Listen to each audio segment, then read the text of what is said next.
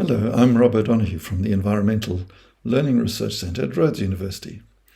And the best way that I could think of to introduce the Teacher Education Handbook is as a process of researching handprint action learning together.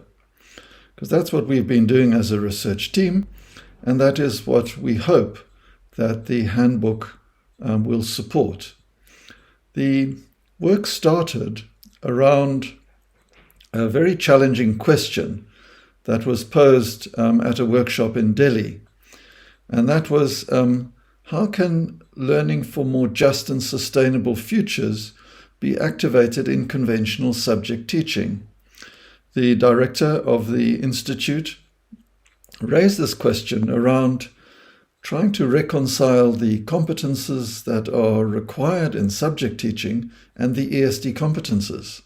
So this enabled us to set up a process of working across the 4 countries, Mexico, Germany, India, and South Africa, through a process of formative research papers to clarify handprint approaches, and then working with teachers through course-supported design research.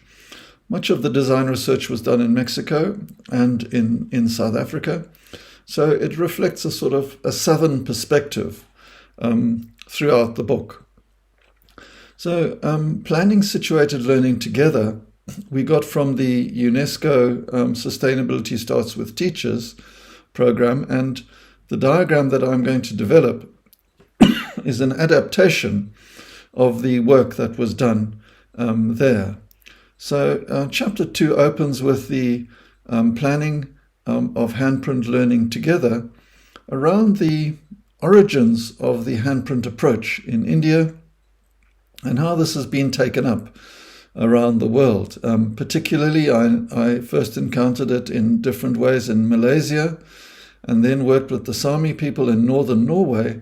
So the handprint approach has started from India and is emerging in different ways in different settings around the world.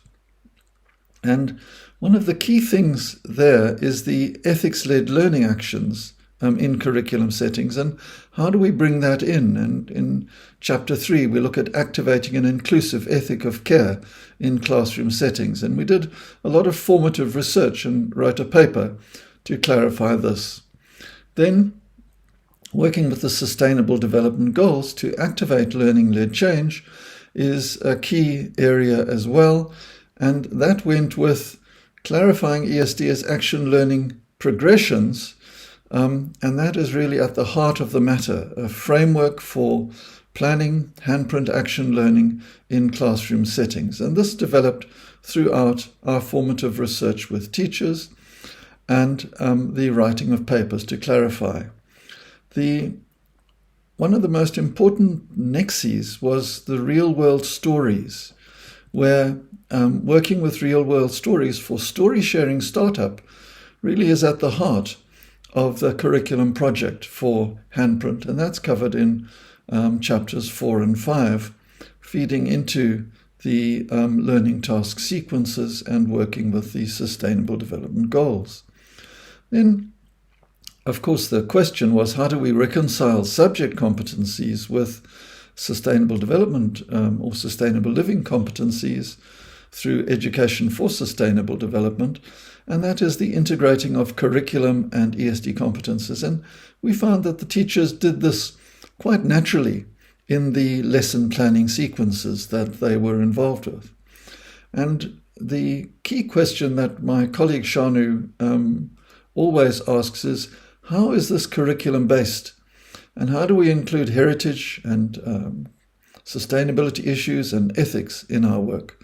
So this enabled us to clarify a dynamic of different intersecting approaches to ESD as the work developed.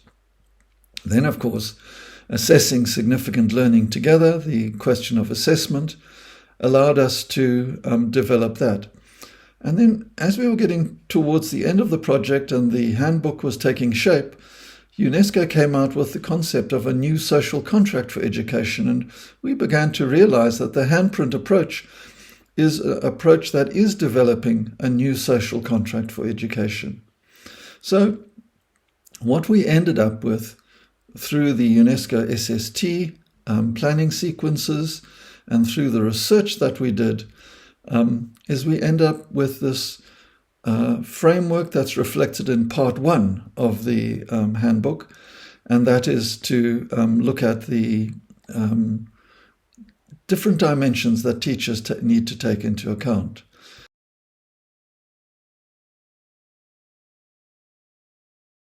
And I thought it wouldn't be correct if I didn't conclude this with a list of all of the research that we've done together in the last couple of years to frame this handbook. And it's really been a challenge and an interesting project to be involved with together, with the reward of having completed a practical tool that we can take further together.